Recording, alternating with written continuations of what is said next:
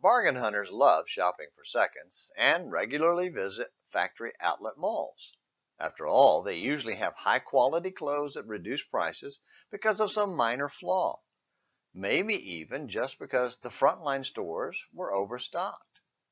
But be careful, because sometimes the flaw can be fatal in that the defect renders the item useless. They may look good at first glance, but when you put them on, the buttons don't line up or something else could be visibly crooked, making it unwearable in public and no bargain after all.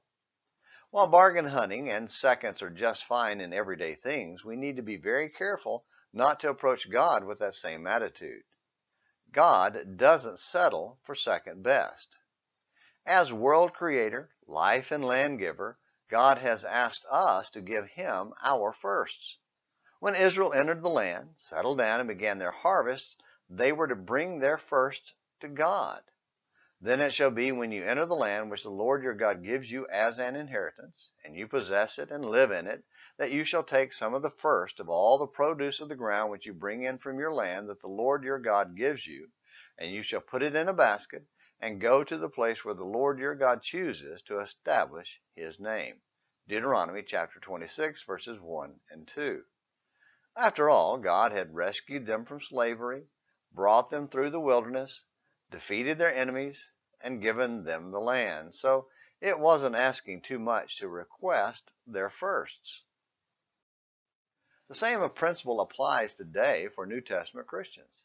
Since we were bought by the blood of Jesus, God's only Son, not in the sense that we go out to our fields and bring the first of our harvest to the temple, but that we give God the first of our hearts.